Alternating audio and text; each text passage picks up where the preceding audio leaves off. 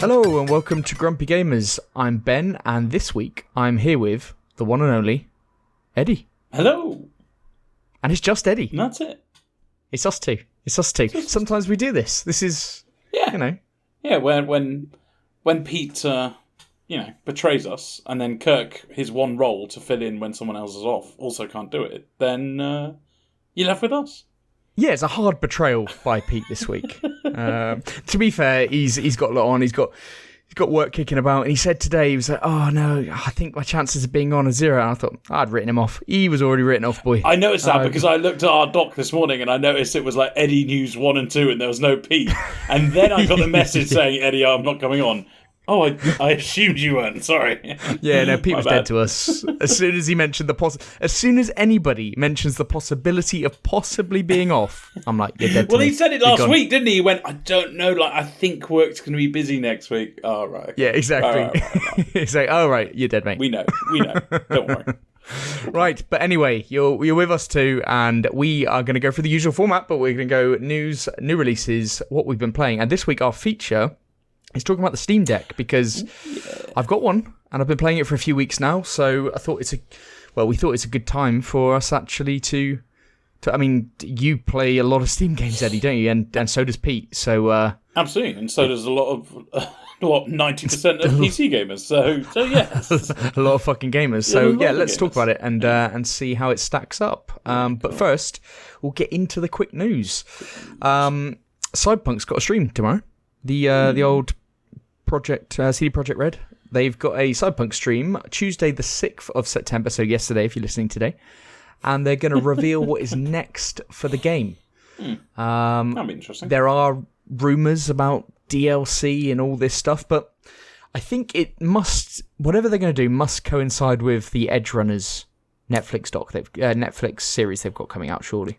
Oh, I didn't think about that. Yeah. Well, I did see a whisper about possible new missions being added, which coincide. But I don't want to get ahead of myself because I just need another reason to play that. Yeah, I'll be watching this just in case there's one little clip of something I want so I can get it. I know. Pete's on about it being the, I forget, the combat zone. Oh, he really wants the combat zone, which I think would be a PvP. Yeah. Like it was in, not Destiny, Divinity 1, wasn't it? Where you have the combat zone and you go and you fight players.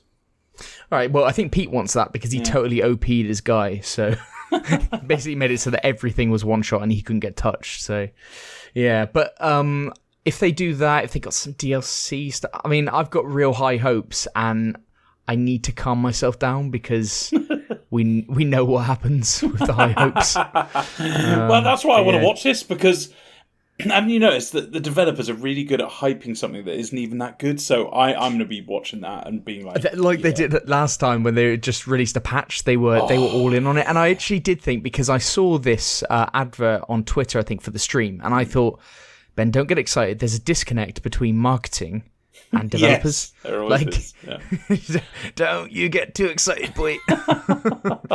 So yeah, but that's happening. We'll talk about it next week, no doubt, if it's any good. So yeah, looking forward to that one. The next quick news is that PS Plus, the editions for September have been released, and on the Essential package, we've got Need for Speed Heat, we've got Toem, and Grand Blue Fantasy Versus. I don't really know what that one is. Never heard of that one. No. And on the higher tiers, there's Deathloop being added, which is really good. Assassin's Creed Origins, which is also on Game Pass. You've got Watch Dogs 2, Dragon Ball Xenoverse 2, Spiritfarer. I'm looking through the list now. There's a few more. Scott Pilgrim vs. the World, the game. And also, Eddie, just for you, Alex Kidd. Lovely. To be fair, there's some really good games there. I mean, Alex Kidd, I'm not including that in there.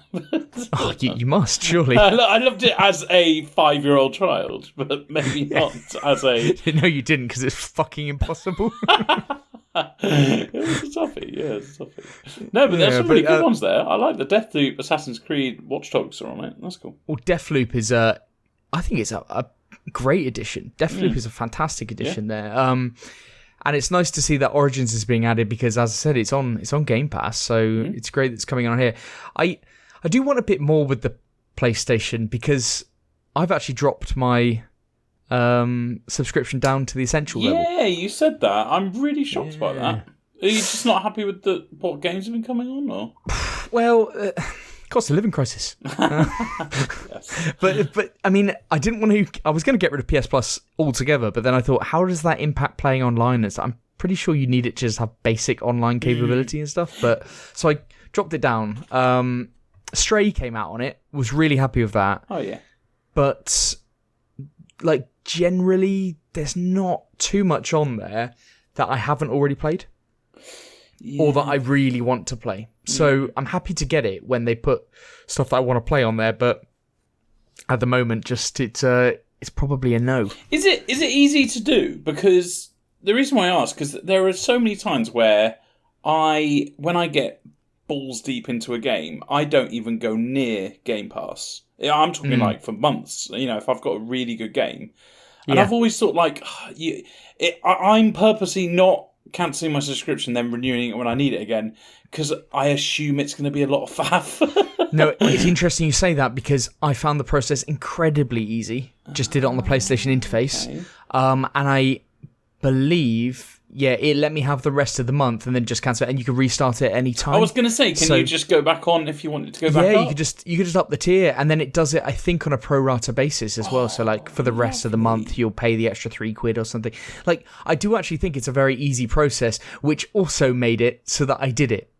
Yeah. Do you know what I mean? Like, if it was a real ball ache, I probably would have gone, fuck it. Yeah, right, it's only a couple of quid. It's the whole reason I haven't even touched my Ultimate Game Pass. Yeah, I don't know what my Game Pass as well. Like, I haven't even considered dropping that down. No. But yeah, I mean, it's arguable whether I would actually drop down the PC Game Pass, because I use it occasionally. It's not like that often. So yeah, but I dropped it, and I think a lot of people may have dropped it down again after Stray. But it's good that they're kicking on with these games, because if there is something here that you want to play, then it's worth it, because it's only a little step up from the Essentials package. So yeah, it's good stuff. The next quick news. So as we said last week, and as you probably all know, Last of Us Part 1 remake came out. The Firefly edition, the special edition version, which was like, I think it was over $100, has been turning up, delivered, damaged. I don't know if you've seen this, Eddie. I have, but I have a question. Do they know if it's damaged from delivery, or do you reckon it's damaged from... I don't know who's packing it. That's the issue here, because I think when they're packing it up, it's fine, but I don't know who actually does the packaging, what company does the packaging, because is it coming from Sony, or is it another third party who actually puts it together? Because some have just been coming in like a little envelope, and it's something which gets hurt very easily and gets stuck to the packaging and all that kind of stuff. Others have been bubble wrapped properly. Others haven't been. Like, others come in a different box. And there just doesn't seem to be an awful lot of consistency. Now, all of this is mainly, from what I've seen, happening in America. So I haven't seen any in the UK. I'd be interested to know. And if anybody has had any of these delivered in the UK, please do let us know if this is just an American issue that's known. But I think off the back of this, a lot of people have been contacting Sony. And I believe the most that has been offered is just like a $15 voucher or something on their store. But I think basically they've been told most of the time, well, they got there's no recourse, which seems fucking insane. Like, that seems insane. People spend on these collector's editions so much money. Like, if this game means a lot to you, you want this edition, fair enough. You pay that big price tag, and then you get this, and you're like, that you'd be furious. Yeah, and I'm surprised Sony aren't doing more about it, because they've seen, like do you remember with Fallout 76? Oh shit, Fallout 76. And they offered in-game coins, didn't they, for people? Yeah. And shit like, and that was probably the biggest PR incident of all time to do with gaming up until that point. That's fucking awful. So I'm shocked that Sony aren't literally pulling their finger out and going, we could have a problem here. But, yeah, if it was one person, you go okay, or if it was one, but it seemed. I mean, Twitter is a microcosm, isn't it? It's like this. Yeah. It's like a few people, and then it just gets loudly pushed out there. But now the perception is that Sony need to do something about it. Now, it might be good if it's actually a very small number, because then Sony can just sort it easily. But it seems that something that, from a PR perspective, Sony should be doing something loud about it. Yeah, should we do? But hopefully those people do get it sorted, because I think a lot of people buying that game day one are true, and especially the Firefly edition, they're true hardcore fans of this game. Yeah, so that's another thing, is these people are hardcore fans. They've paid a lot of money during a cost of living crisis, and you don't want to upset those people, because those people, they're your diehard fans. They're the ones you want to keep happy. And you won't be buying from Sony again. I mean, you might buy it in the shop or something, but they've got to learn lessons, because you've got the God of War ones coming up. Absolutely, and they're people that are passionate about the game, and how devastating. Like, to Sony, they're just shifting out an item to them. That's all it is, an item that will get money back. But to that person who has spent £100 on it, it's way more than an item. It's something that they're gonna boast about to their mates online. It's something that absolutely. They'll put on their shelf. They might not even open. Some of them might not even open it. Exactly. So it's way more than just a box to them. It's I hope it gets bigger, and therefore I hope Sony actually pull their finger out here. Yeah, and I hope that it is just a vocal, that it's only happened to a few people and it's just got really vocal. But even if that is the case, Sony definitely should do something about it and make a loud bang about it, because it sorts those people out and it makes Sony look good, so it's a win-win. Yeah, I remember when a game, I can't remember what the life it was, I think it was like a Lord of the Rings game, and something happened to some people's editions, and the developers sent out like pretend weapons. I mean, they weren't like sharp or anything, but they sent pretend weapons. Oh, that's cool. And they posted these things online to show people, and it was fucking awesome. And I thought, like, that's the kind of thing that, because then people share, especially in now day and age where everyone's shared online. That's the kind of cool thing that people need to do. But I'm a person that is if I buy a game now and the case gets scuffed or something, I'm like, damn it. Yeah. Damn it.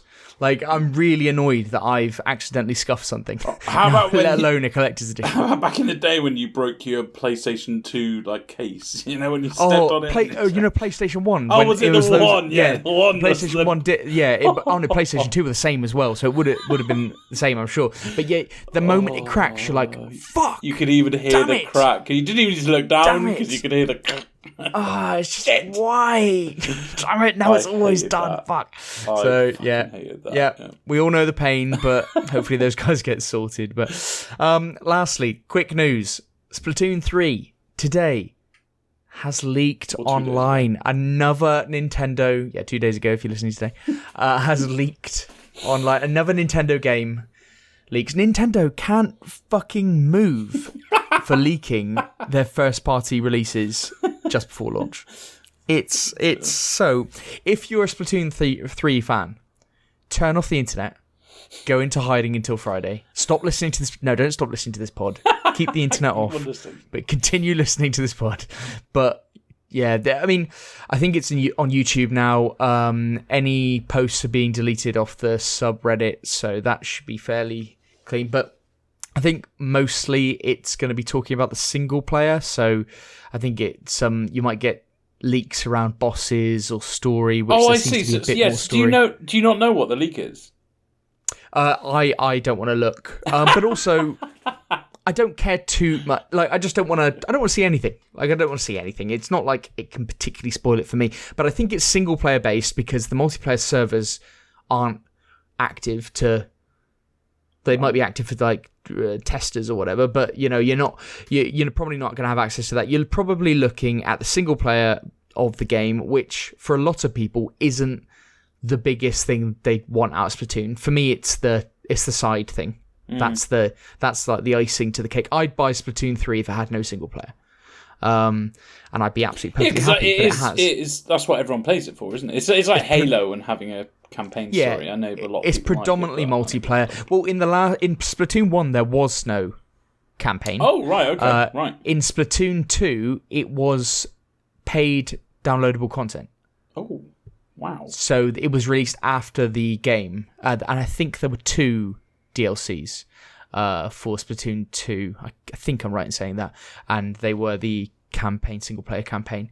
So the campaign isn't the biggest thing that people come for, but it's a lovely content addition. Like, I'll be playing it, and I'll just dip in between the 2 because I expect Splatoon 3 to be basically the only thing that I'm playing as of this weekend for quite a bit.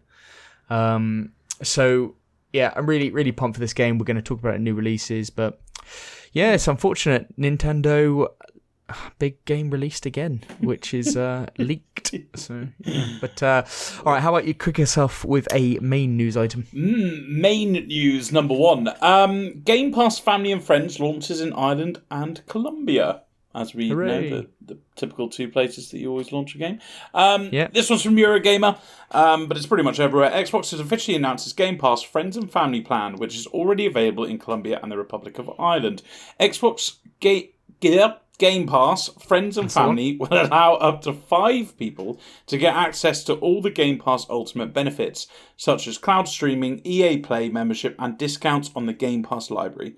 The plan is priced at €21.99 a month in Ireland and 49,900 pesos in Colombia. I don't know why we needed to read that one out, unless we have lots of Colombian. No, I'm not sure we do have any Colombian visitors. I could check through, but I really don't know sad. if we do. Oh, I'm gonna have to do something about that. Maybe our reach isn't to Colombia. Well, I'm gonna make sure it is. Pricing for other regions is yet to be announced. Anyone who changes from a different plan to Game Pass Friends and Family will have any time remaining converted automatically. For example, 1 month of Game Pass Ultimate on PC will become 18 days of Game Pass Friends and Family. I took a few things away from this. First of all, I didn't know it was up to 5 people. That's pretty I know, that's fucking awesome, isn't it? Yes. And of course, I mean, I should have known this from the term friends, but we've looked at it, and obviously it doesn't matter. I think the limitations are they have to be in the same country to your fair friends. enough. So okay. I also thought the price was fantastic, phenomenal, isn't it? Absolutely, I did not expect it to be around 20 quid. Yeah, it's going to be up 20 quid in the UK, I reckon. Yeah, that's really, really good. So I didn't expect that to be the price, but then I thought a lot of people have like this £1, £2, £3 kind of Game Pass where they locked it in for a long time. All right. Like, I think Kirk pays like £3 a month or something because basically, like, back in the day, you could buy it cheap and you could stack it and stuff like that. Cool. So I reckon a lot of people coming to the end of their period of doing that now, and then there was the risk that they may ditch Game Pass. So I think this is a perfect time for them to bring it out. And they're basically, if those people get maybe 4 people on their server, they're locking people in at a £5. Yeah. Which does seem so low. Look at the price of Netflix nowadays.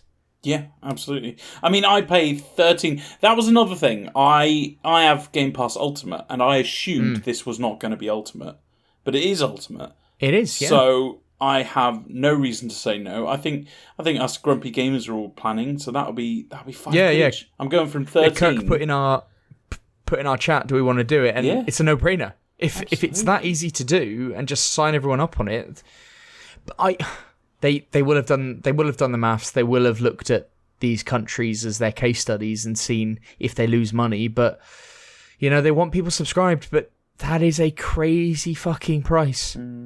Absolutely. £5 is mental. I'm all in. Yeah. Yeah. Great value. Best deal in gaming. Well, there you go. Sony whacking up their prices of consoles. There we go, yeah. They're making all the wrong moves, and then Xbox coming along. Boom, £5 Game Pass. You're paying £13. Boom, £5. If you had more than 3 other friends, then it would have been 4. But fine, you don't. In 3 months, you'll be able to afford that price difference when you buy your PlayStation. God, lovely. There you go. That's what they've done. Right, okay, that was our nice story for the week. That was a nice one. That's a pick-me-up. We're all happy after that one, aren't we? I'm happy. I'm happy. Why? What What have you got? Are you going to bring us all down, are you? I might bring us down. I don't know. So, last week, Microsoft, their Activision Blizzard King deal has hit a bump in the road. So this is a lot of quotes and paraphrasing from a Eurogamer article, but I want to get this right. Ben, I can tell you've copy and pasted. You know, if you press format, yeah, format painter. Why have you just pasted? For our listeners, he's going to read the blurbs from from different sites, and he's got them all in different fonts, so they're all different sizes, they're all different fonts, they're different. Is that bold in there? I tell you what, Eddie, I do a lot of prep for this. This doc is, 9 pages long? But you can't press Control-Alt-V. I haven't got instead of Control-V. Control-V. You haven't got time to press the Alt button. I haven't got time to format paint when I'm doing all this fucking prep. You just swan in an hour early, do your prep. No, it ain't like that, son. Ben, you this can't say swan in and then an hour early. Surely. Yeah, you do an hour's prep, sure. But you wouldn't be here. Anyway, move on. Right, okay. The UK's competitor... No. That's not what it is. The UK's competition... Even that's copy and... Oh, no, that wasn't copy and pasted. That was me writing that. Okay, that's why that's wrong. That's why right. You needed to copy and paste it. So, the UK's competition regulator, called CMS... No, they're called the CMA. Are they? No, yeah, called CMA. That's fucking hell, Ben. This isn't a good start, is it? So, the CMA... They've raised concerns about this deal. Yeah. They've concluded their Phase 1 review, and they've determined that the deal will be... in quote, giving rise to a realistic prospect of a substantial lessening of competition in gaming consoles, multi-game subscription services, and cloud gaming services. Evidence consistently pointed towards Activision Blizzard King's content, especially Call of Duty, as being important and capable of making a material difference to the success of rivals gaming platforms, aka Sony's. Activision Blizzard invests significant time and capital in creating regular Call of Duty releases, which consistently rank as some of the most popular games. These titles require thousands of game developers and several years to complete, and there are very few other games of similar caliber, that's arguable, or popularity. Then they moved on to talking about making games exclusive and what Microsoft like to do. The CMA notes that Microsoft has followed this approach of making games exclusive in several past acquisitions of gaming studios, where it made future game releases from those studios exclusive in Microsoft's consoles, such as Bethesda when they got Starfield and Elder Scrolls 6, all that kind of stuff. Crucially, the CMA also recognizes that this acquisition is part of Microsoft's wider strategy to become the leader in the games as a subscription model. After the merger, Microsoft will gain control of this important input and could use it to harm the competitiveness of its rivals. As the multi-game subscription market is still in its infancy, the effect of the merger could be to significantly increase concentration in the market in Microsoft's favor before future rivals have a chance to develop. Which is an interesting point, because what they're basically saying is Microsoft is the first mover, has the first mover advantage in terms of a Game Pass model, because they believed in it and they believed that it could make money. Yeah. And what they're saying is subscription services look like an important thing in the video game landscape going forwards, and by putting this on a subscription service, you're basically making it so that other people won't be able to enter the subscription service space. Microsoft then responded with a blog post, which they released kind of about the same time, so they knew this verdict was going to come. Phil Spencer made the guarantee that Xbox was committed to making the same version of Call of Duty available on PlayStation on the same day the game launches everywhere else. Now I think that's within 3 years at least, anyway. And we will continue to enable people to play with each other across platforms and across devices. The understanding is that Microsoft have 5 days to respond, so I think it's coming up to the end of that 5 days now. And if that's to satisfy the CMA, and then if they don't satisfy the CMA, that triggers a Phase 2, which is way more in depth, and that could take 4 or 5 months to complete. So to satisfy the CMA, they could outline some plans like they have in their blog post and things like that, and the lawyers will obviously do that. But they could give some undertakings, which essentially mean promises that they will do such and such. They will allow Call of Duty on the platform, all this kind of stuff. They could make some promises, or they could just ride the wave into phase 2 and see what suggestions the CMA make at the end and see what they can negotiate and all that kind of stuff. But the general reaction to this has been that from a layman's perspective, like myself, I look at this and go, well, what do you expect? Like, so you buy a business and you expect that to then enhance your own business. Yeah. Like, the whole point is to make it less competitive for competitors. Yes. Yeah. That's why you do it. But I think with this ruling here, or their initial points, I think this was probably always going to be the case. Now, from a legal perspective, Microsoft may have always expected this result at this stage because, do you know what I mean? Like, that this will have had to be the verdict because it obviously affects competition, so that it always triggers a stage 2. They may have been anticipating that from the outset. So let's not view it as that bad a thing. From a selfish standpoint, and I think you'll be the same, Eddie, they're questioning whether this is in the best, whether this is best for consumers, when actually, for someone like me, this makes games accessible to me that I would never pay for previously. Yeah, absolutely. I mean, that's kind of why these things exist, is so that it stops monopolies occurring and therefore it gets worse for the consumer. But yeah, this is making... But riddle me this. I mean, if it does move towards that subscription model going forwards, let's just say in a couple of years' time, in the next console, whatever, subscriptions are the way it's done. I don't really want to be purchasing a Nintendo subscription, a PlayStation one, a Microsoft one, EA, Ubisoft. I don't want to... If one has a monopoly, from a consumer perspective, thank God. Because then I just have to pay for one. Like you've got, at some point you've got to say, like, hang on a minute, I pay for so many subscription services in my life already. Yeah. Can we not just have one which has a lot of shit on it? Yeah, absolutely. Like, I'm all in for that. I mean, I have the ultimate because I'm a console gamer and a PC gamer, and I feel you can't play certain games on PC that you can on console, or it's a lot worse experience. So, but yeah, my ultimate. That's all I want. If anything, I hope PlayStation fail miserably with their subscription service. So, well, yeah, I like the PlayStation approach with the big budget games. That's lovely.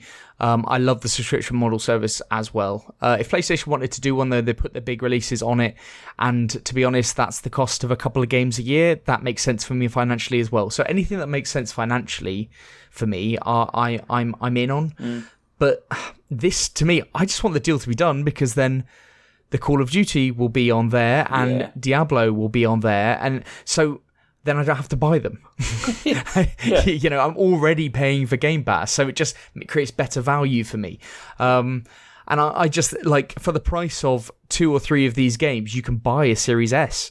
Yeah. You know, so I understand the competitive aspect here. Everything they're saying obviously kind of makes sense, and there was 1,000 documents that they were given involved with this from Activision, Blizzard, Microsoft, all this kind of stuff. So they have done a lot of people saying that, oh, they don't know what they're talking about. No, they have done stuff on this, and obviously this is their job, and it's important that there are regulators and people actually looking at this stuff. So that is an important thing. I just find the gaming landscape is so fucking interesting, and the legal aspects are fascinating. Yeah, I can't believe how much crap this has already gone through, isn't it? Like, every week you hear a new thing. It is fascinating, and it is, and you know, I do get what people are saying about, like, oh, PlayStation do this, that, and the other, and you're saying Microsoft are doing this, but PlayStation do way worse. Yeah, they're all at it in different ways, and because they're businesses just trying to make money. Yeah. So everyone's trying to, and Microsoft aren't going to spend 80 billion on a company and not try to make it exclusive at the end of the day. In 6 years' time, 10 years' time, whatever, I don't expect any of those games to be available to PlayStation. No. But and that kind of is fair enough if you paid 80 billion for something. So yeah, and you get a lot of people on Twitter with these massive overreactions and all this kind of stuff who's got no legal or speciality background, and so that's it's like, okay, everyone's entitled to an opinion, but it's annoying that we have to listen to them. But yeah, I reckon it's probably more that these guys had to give that kind of verdict because of what it is, and then it goes into the second phase or what have you. But I did make a funny joke on Twitter, Eddie. You didn't. I'm a funny guy. You've been described as many things, and I agree with you. I'm a funny guy, and I said that the CMA should look into Man City buying Haaland. That's a great joke, don't you think? I love that it's just me on, so I can leave that dead air just there. Well, it's not only you that left that on dead air, because it didn't get one like. No likes. Not one like. Not one. My God. I'm sure it just gets lost in the Twitter sphere, doesn't it? I could put anything on Twitter and I'll get at least 5. I mean, come on, that's awful. Yeah, that's how unfunny. Yeah, I was waiting for my phone to blow up. Oh yeah, just non-stop notification. I'm gonna have to turn the notifications off because it's coming. I'm gonna have to. This is gonna go mad. But then I'm getting notifications from our group chat saying, "Oh, Ben, you're so funny." I can't. Yeah, you're I've hilarious. Just read that. You're being true to yourself. You're so hilarious. I was just like you, Ben. Yeah, absolutely. You make a fucking banging joke like that, and nobody gives it the time of day. Anyway, yeah, doesn't matter. It didn't work out that way. Funny. Funny thing that, right? Yeah, that's that news story. All right, I'll move on from that. Halo Infinite has been in the news this week. Halo Infinite Season 3 delayed to March 2023, and the big one, split screen co-op, has been canned. So in order to improve and accelerate ongoing live service development and to better address player feedback and quality of life updates, do all these developers, don't they all sound the same? They go to the same school. Yeah, I think so. They were all in the same English class. Yeah. When you release a statement, just sound like an absolute twat. Gotta sound like a robot. Just avoid the subject entirely and maybe try and get them to focus on future things. I imagine there's a PR company out there developing a piece of software where you can say what it is. Yeah. Okay, game delay, click on that, right? What tone do you want to take? Apologetic, click there. Brilliant. Stock phrases, that one, and it just forms a paragraph for you. Click on each one. Oh, this sounds like me. Oh, what have you canned? Type this in. Split screen. And then it. And there's even like a system if it registers if there's been like 500 hashtags, and then it will just release the first one. Oh, brilliant! Yeah, fantastic. Wow, we're living in the future. We need to get on this. So yeah, we have reallocated studio resources and no longer working on local campaign split screen co-op. 343 said. 343 appears to be aware of how many long players have been waiting. So as a stopgap, the developer is releasing a winter update in November. The update will contain 2 new maps, Detachment and Argyle, a new game mode, as well as quality of life improvements. But the biggest features coming with the update is the addition of Forge mode and campaign online co-op, which I guess people will be happy with. So yeah, what I've read non-stop all week is the internet have exploded about there's no split screen, because that was something that they kind of promised, wasn't it, Ben? Yeah, it is. And I think this delay of season 3, I think the fact that there's 2 new maps being released, and I think they're big team battle maps, you know. Right, that's disappointing. I think people are just disappointed. I think they're disappointed that the game modes aren't there. I think they're disappointed that Forge isn't coming a little earlier, because the Forge mode seems to be the one that is the bit of the game changer in terms of letting people make their own maps. But you're always letting people make their own maps to give you more maps because there aren't enough in the game. Yeah. But yeah, it's I think it's quite evident that the Halo roadmap has not gone to plan. Sounds like they does didn't not have a fucking roadmap. yeah, and they're probably just, just saying what they could to get by. And it's quite evident that there's a load more stuff that they wanted in the game at launch. And like co-op, online co-op was a big thing that fans wanted. And it's evident in the game that you can do up to 4 players because the little base places have 4 kind of stations to get your guns and everything. So it's all... It does seem like they were obviously missing content, and there does appear to have been a cock-up in the management of getting this stuff out. I think their biggest problem is how they've reacted since the game came out. Like, yeah, I think you're probably right. I was happy with the initial product. Like, that was great. But then nothing came. I mean, no maps, no nothing. And the thing is, you hit the nail on the head there, that you were happy with the initial product. I was also happy with the initial product. The problem with this is that it's called a live service game. Yeah. So, and they said that this is a game that they'll be updating for 10 years and all this kind of stuff. So that sets a different expectation. If I take that phrasing out of this, so if I don't say it's a live service game, if I just say it's a new Halo game, I played 100 hours of that game. You played a shit ton of that game. Yeah. We were playing that game non-stop for a couple of months, every night. Yeah.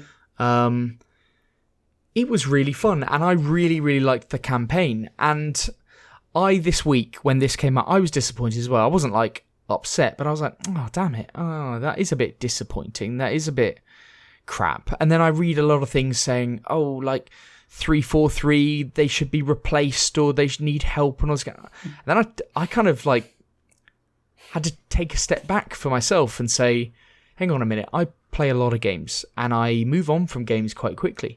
Halo held me more and longer than most games hold me. I played 100 hours of it.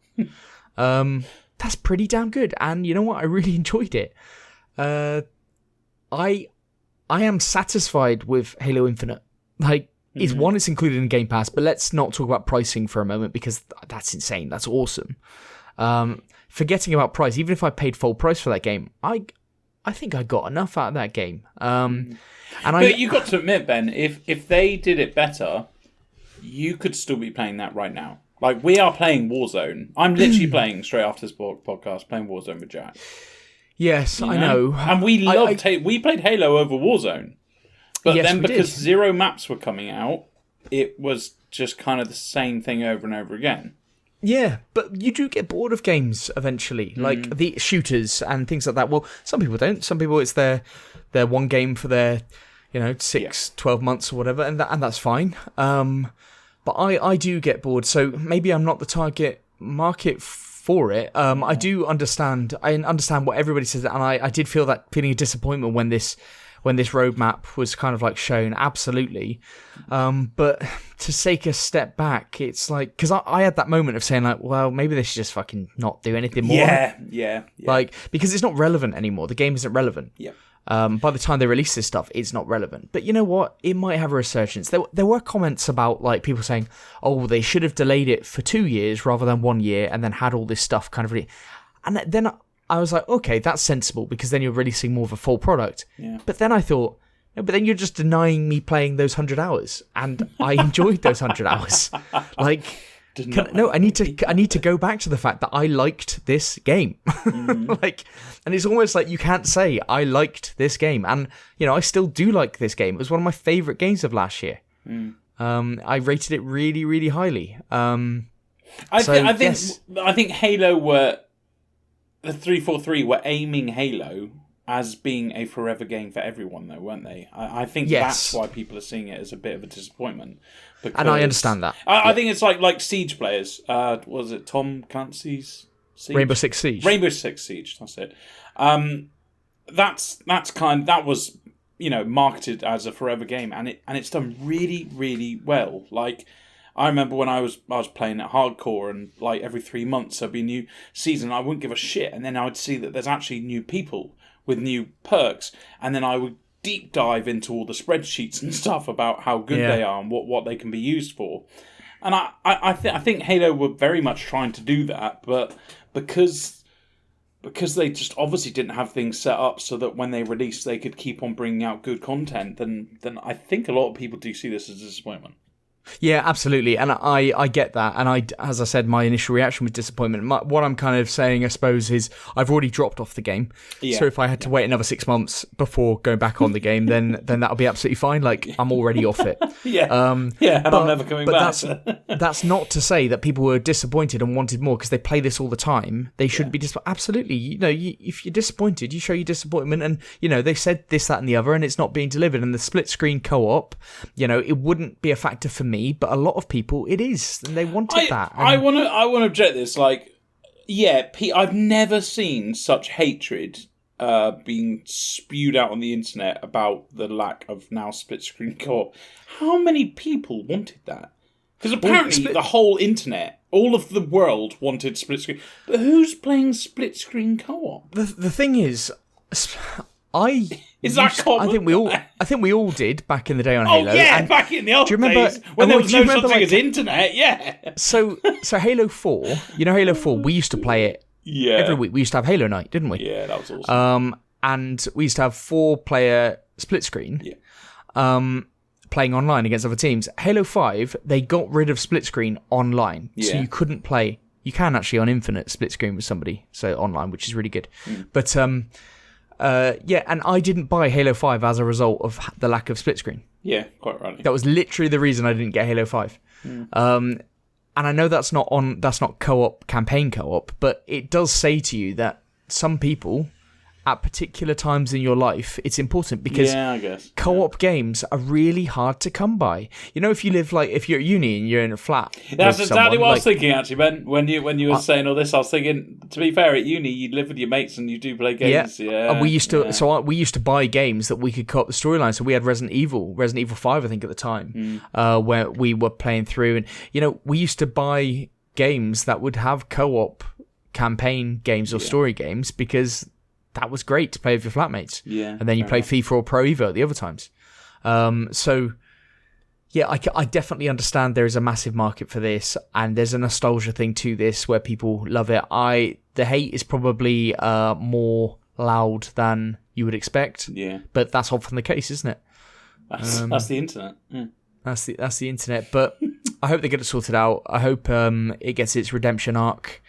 Because underneath it all is a fucking good shooter. So hopefully this sorts out. But yeah, that's our news for the week. They were the big ones. Let's move on to the old new releases. Cool.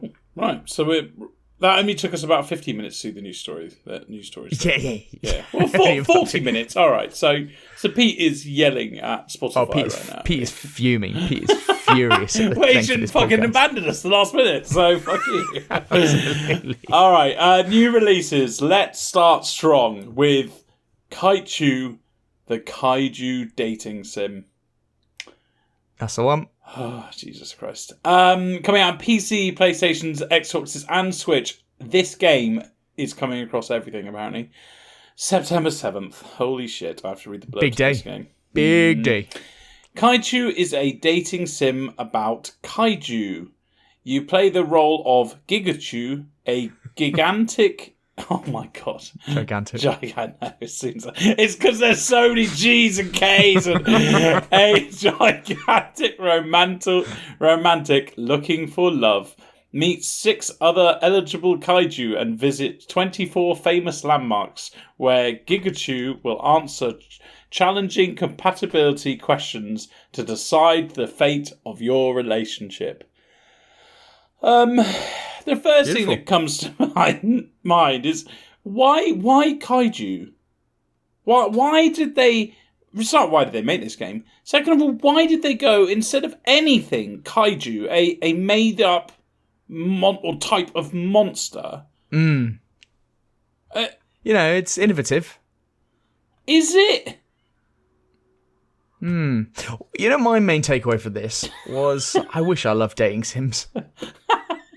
Why? So you could play this? Yeah, because this looks alright for what it is. I don't like dating sims, but if I did, this would be a game If for you me. liked dating sims and you liked kaijus, which, by the way, is very targeted at the Asian market already, so therefore they're alienating a lot of their market, then this is your game. If you like the colour pink, this is... I'm not mad at pink, but I can't be fucked with dating in real life, let alone simming it. I have another question. Who is their target market? Okay, so for a start, they've gone down the kaiju route, which is very Asian heavy, and that's fine, right? Now they've gone down the dating thing. That's that's again very niche market, and then they've gone down the very childish aesthetics of the game. Yeah. So it very much looks like a child's game. Are they targeting at Asian children who are looking for love? Yeah, it could be. Right. Okay. That's all I need to know. I need a You've nailed confirmation. it. Thank you. You've absolutely nailed it. Thank you. I wish I was in the marketing room when At least they've got their marketing over to you. Absolutely. They've nailed it. Unfortunately, I'm not an Asian child looking for love. So Okay. I'm going to give that one a pass. It's not going to be my pick of the week. Already? Spoilers? Right. I don't think you needed spoilers there. Move us on. Let's go, baby. Next one. Block M. Yeah, you said that weirdly. That's on you. Well, because people shouldn't fucking do that. They should say block them. Or no, they shouldn't do block them. Anyway, coming out on PC September 8th is going to be a bad new releases section, guys. I'm not liking these games. Block 'em is an action-filled block-building party game for 2 to 4 players. The controls are simple, but the road to victory is complex. Be the first to reach the goal, or be the last blocky standing. Whew. This is a 2D multiplayer game where you need to get to a certain point, like on a map, by placing boxes. I've put it's a very simple 1 hour game, and what I mean by that is this, I reckon, for the first hour will be quite enjoyable to play with your mates. Oh, this is fun. But then after that hour, it gets pretty tedious. If you suggested that we played this game, I don't know. I don't know, sir. I don't know how that would go down. But what I will say is, I watched a live stream of the devs playing this, and they looked very happy playing it. They had a whale of a time, so fair play to them. I bet the devs did, yeah. Fair play to them. Fair play to them. But yeah, So I've got nothing to add to this game. It's it's a whatever game. It's something.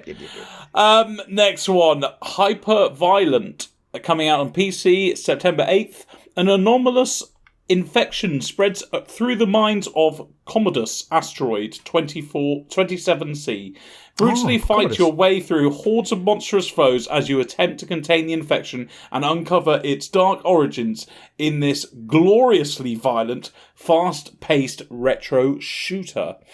Retro shooter, I think, are the most two important things of this, because this is Doom. It is Doom, yeah. It's Doom. Well, and I know we say that every week, but this is old Doom rather than Doom 2016 Doom. This is... There's always a Doom. Every week there's a Doom game. Every week there's a Doom. And to our listeners, when I say it's Doom, I don't mean like, it's a gory shooter. No, the graphics look like Doom. The rooms... You know what's funny? When I was looking at like the playthroughs and whatnot, I was thinking, I never knew how low ceilings the rooms are in Doom. But I did, because I watched this, and it's... Even listeners, please type in this game, Hyper Violent, great name by the way, and look at the pistol. The pistol is almost identical to Doom. Yeah, it's Jesus Christ. To call it a spiritual successor is even a stretch. Like it's Doom. Yeah, so if you liked old school Doom, you might like this. Hyper Violent. Yeah. I mean, you could just go back and play Doom, and it would probably be better, but that's fine. Next one, Rift Sweepers, coming out on PC September 8th. Rift Sweepers is a shooting game based on TPS. Right, guys, all I'm going to say is strap in for this blurb, all right? Strap in. So Rift Sweepers is a shooting game based on TPS. In this game, players are going to be a Rift Sweeper to protect the world by travelling between many dimensions. Players can make a team with up to 3 friends. Players should divide their roles in each mission to clear. Oh, Jesus fucking Christ. I think you've made that sound worse, because but it's I appreciate fucking awful. it. That is so... You know what that blurb is? And I'm telling you this now. That is someone who does not speak English, who has shoved it into Google Translate and then stuck it on the Steam page. That's what they've done. Or they've given it to someone in the office who doesn't really write copy and just Come on, no. They're just simple. You can't read that. You can't read that. It's just not... It's not right. It's just not... Well, I'm going to question where Pete got this blurb as well, so it may not be the official one. Yeah, it's actually Pete just typing out. Yeah, I mean, like, even when I lived in Asia, when you gave like your work to other people, what they do is they always proofread. I don't know what has happened here. I apologise to everyone listening to that. Oh yeah, here's so obviously doing my research. Under the characters section, Ben. Under the characters section, it says characters. This game has attractive characters. The models look good. The character models look good. They don't mean that, Ben. You know they don't mean that because they're just normal characters. I know what they've meant there. They're like how do I put it? They're I don't know. I'm so angry. But maybe the English-speaking market isn't their main market. That's why. You know what? Maybe okay. that's it. No. Maybe it is. I thank you. I'm actually... The game looks all right, though. The game looks okay. You know what? Yeah. It actually does. It looks quite good, doesn't it? There are quite a few of these ones out at the moment where you go in as like a 3-4 person squad and clear out areas and go to the next area, like the Alien Fireteam game. Things like that. There are quite a few of these games now. It's that market is getting more saturated. But if you're a big fan of these, I mean, it's on PC only, which is always a shame in my book. But yeah, there we go. It looks okay. It doesn't look well-being, but it looks okay. I actually do. Yeah. After all that insulting, I actually think it's okay. Right, next one that I think we're going to be very torn about is Road Warden, coming out on PC September 8th. Road Warden is an illustrated text-based RPG that uses isometric pixel art and combines mechanics borrowed from RPGs, visual novels, adventure games, and interactive fiction. So this is, it's an illustrated text-based RPG. So it's really like in the old days with the hardcore Dungeons and Dragons players. It's like that. The art style looks really nice. The UI is really good. I think Peter would agree with me there. If you like this kind of game, I think this is actually going to be really, really good. Ben, I know you're going to shit on this. Let me just look this up again. Are we talking about the same game? Yeah, I really like this. Right. Yeah. Okay, my first question is, how does one borrow a mechanic? Don't you just... stealing, if anything. How do they borrow mechanics? Like, you're using... Okay, fine. Unless they're giving it back. The only issue for me, and it's not a massive issue, but it is for me, it's incredibly text-based, isn't it? Yes, yes. There was, what's that recent game that came out on Game Pass? The space one, which was kind of a bit like... well, this is going well, isn't it? Yeah, I feel like it's something you should look up. It was that dice-rolling RPG game that did really well. Yeah. I can't remember the name. You actually played it, didn't you? I did play a little bit of it, and it's you could tell it's a really, really good game, but it doesn't have the reading like the voice acting that Disco Elysium does, right. And so that's what sets the text. Like Disco Elysium is such a brilliant dialogue game with text and stuff like that, but they have full voice acting, which then gets over that part for me, which I just don't like sitting reading and interpreting. So for me, this isn't a great game. I can definitely understand people that are into their text-based games, and there is some. The art style is definitely, it's a chosen art style that they've gone with. I love the art style. I love this it. pixel, that kind of green and white Game Boy look, isn't it? Yes, yeah. It's got the kind of detailed, faded, like dark blue, but the drawings are like they're kind of simple but nice. No, I'm really, really big fan of the. Yeah, and I can definitely see how this game would go down well with some people. So I'm interested to see how this game ends up and what people say about it. But yeah, it's not for me. I don't read in my leisure time. I'm gonna agree with you there, and I will never play this because I do not like reading in games. Like if it's voice acted, then I love it, but if it's just pure reading, which we're not readers. We're not readers. Me and you. You may tell by my new releases section that I'm not a reader. I don't enjoy reading. I don't like reading. You and I, we're not famed for our reading. But here's a prediction. I reckon that this game will be very highly regarded. I think it will be overwhelmingly positive on Steam because I think people that get this game know what they're getting into, and I think by the looks of the gameplay that I've seen, it just looks like a really well crafted, well thought out game. So the people that buy this game know they're going to do a lot of reading, and they're still buying it anyway. So I reckon this will be. Just for people listening, the trailer was literally just text, nothing else, just text. It's why you don't like the game, because you had to actually fucking read stuff. Yeah, absolutely. I was like, oh, for fuck's sake. To read things. Right. All right. Anyway, next one. Steel Rising, coming out on PC, PlayStation's, Xboxes, September 8th. Paris, 1789. The French Revolution has been suppressed with bloodshed by Louis the 16th. Took a while. And his merciless mechanical army. That doesn't sound historically accurate. Aegis, a mysterious automaton, that's right, isn't it? Masterpiece, must confront the king's army alone to save history in the challenging action RPG. The combat looks quite good. You have special abilities that you can upgrade and use in the normal world as well, outside of combat.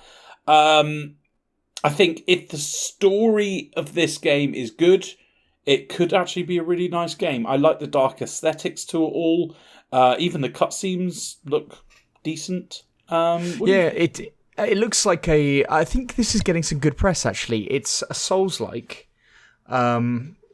And it does seem to play quite slowly as well and quite methodically. So the combat looks quite methodical. Do you know what I mean when I say it looks a little bit depressing in its style, though? Yes. It's gone for the kind of Victorian, olden day. Yeah, and I don't know. It just streets look, hasn't it? And I love a Souls-like, but I don't think I'm into this. You know, we came across that one called Thymesia a couple of weeks ago. That looked like more of a Souls-like that would interest me.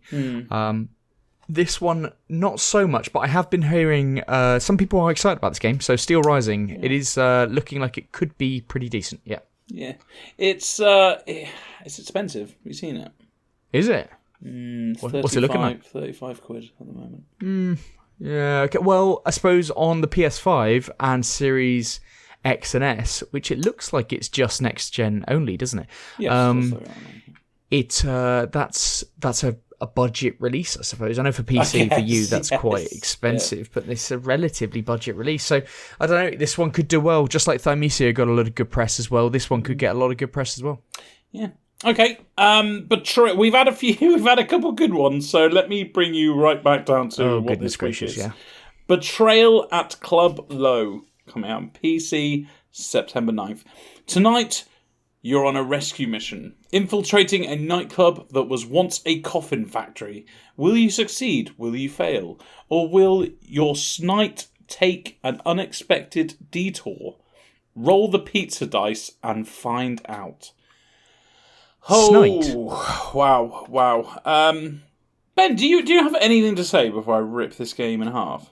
The mechanic, there's a dice rolling mechanic, and there's and the combat is turn-based. I actually do like dice roll mechanic games. There we go. That's my positive. So, this game, I've put the art style is unforgivable. It looks disgusting. It looks... Everything's just flat. Everything's like weird colours. Like just colours that don't exist. I don't know. The animations are I've put 90s, but I think that's unforgivable as well because it's not like if 90s game had these mechanics, the way people move, the way things are interacted with, I think people would say I'm not going to buy that. When it goes into that combat, the animations look okay. I know what you mean though. In general, the art style looks like 2D on 2D kind of thing. It looks weird, and it looks like somebody has sometimes produced some stuff in Microsoft Paint and just boshed it on. Yes, yes. This game has been made in Microsoft Paint. Yeah, I don't. Let's who knows? But yeah, it's coming out. Let's move on. It's coming out, guys. But I don't know who for. Next one. Okay, we're moving on to something good. NBA 2K23 coming out on PlayStation's, Xboxes, September 9th. Rise to the... I'm not going to do It's on Switch as well, isn't it? I think it's on Switch. Yeah, I think it's on Switch. Right, okay. Ben said it here first. It's an exclusive. Well, not literally an exclusive. Not literally an exclusive. I will read the blurb. Rise to the occasion, NBA 2K23. Showcase your talent in my career. Paid all-stars with timeless legends in my team. Build your own dynasty in my... Well, I'm not going to shout my GM, because that should be in capitals. Or guide the NBA in a new direction with my league. Take on NBA or, and this is why I've read the blurb, WNBA teams in play now. Oh, I should have shouted that. And feel true-to-life gameplay. So... That's cool. Yes, I agree. And you, Ben, you love... in fact, you were saying the other day that you're excited for women's football in Football Manager. So yeah, I am excited about women's football in Football Manager. I'm not sure if that is coming this year. I looked it up, and we don't know yet. Yeah. But it will come one of these years soon. I think FIFA this year, are they going to have not just women's international teams? Are they going to have women's teams? We had this in a news story about a month ago, and I can't remember what game it was. Because that would be fucking wicked. Is that like I'm all in on that. I bloody love it. So that's cool. Yeah. But people who like NBA, I bet they're excited about this. I'm not going to get it because I don't give a shit about basketball. But I got NBA 2K like 21 or something. Oh yeah. I think I rented it through Boomerang Games or something like ages ago. And I was like, oh, I'm going to give this a whirl. And then I started playing it, and it was just like, I don't really know what's going on. And basketball isn't that hard. And I used to watch basketball and used to play the basketball games. But I was like, oh no, I couldn't do it. It's one of those games that we've talked about that I can't, one of the American sports that I just can't start from it's been too long since I've been involved, and I agree, but I'm not saying that in a negative way because... Oh, it's not negative on the game or the sport or anything. It's just negative on me. And me getting involved. No, exactly. Because I played that baseball one. I think it was baseball. No, the show, MLB. Wasn't it? Yeah, that's it. Yeah. And I did not play it any further than probably 15 hours or whatever because how detailed all the stuff was. But I love that because if you're into baseball, you wouldn't want the simplistic of just hitting a ball out the park. You want the details. You want the special types of, I was going to say boulders. I'm going to get shot by some Americans now. But, you want all those details in there to make it way more immersive, way more enjoyable to carry on playing past the, normal games. So I love it that these games have been doing that. Yeah, absolutely. In fact, I think I've seen an advert for the new, is it, I don't know, the PJ, the PGA Tour? Yeah, it's coming out in a month's time, I think, the new PGA Tour. Yeah, and I really hope they just go a little bit more detailed. I really do. I really hope with that golf game that they make it so that you don't have to play against the players and you actually can be one of the players as well. Oh, yeah. Do you know what I mean? Yeah. Because it's all about my player in that one, and you get to play against other people. But I want that to be a bit more, be a bit more on the career side as well. But yeah, that's another story for another time.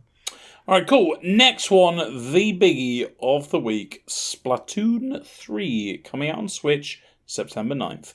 It's survival of the freshest in Splatoon 3 for Nintendo Switch. Welcome to Splatsville, located in the sun-scorched Splatlands, where new weapons, moved stages, and fresh fashions await.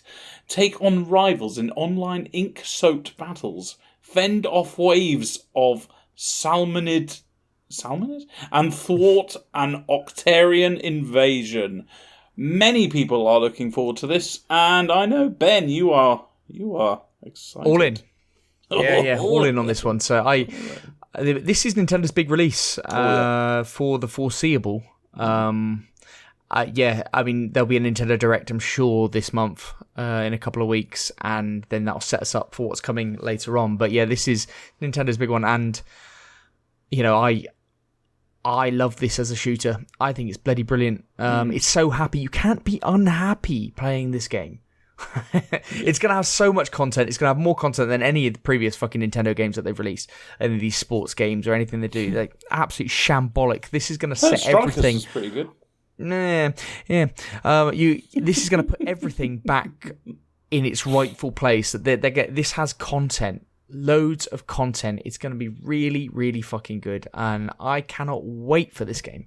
It's going to be the thing that I'm going to be playing for a long time, I think.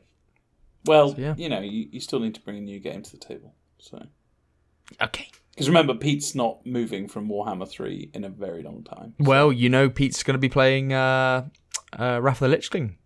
Oh, yeah. Isn't he? He's going to be going back to World of Warcraft. There you go. Which, yeah, that's going to happen. Yeah. So we never thought we'd be saying that, but that is what's going to happen.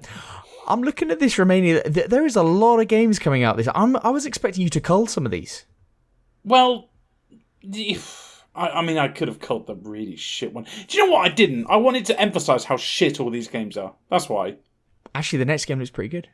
Little Orpheus. Coming out on PC, PlayStations, Xboxes, and Switch, September 13th. The definitive edition of the multiple award-winning hit by Master Storytellers, The Chinese Room, is remastered for the big screen and includes all bonus content of the original.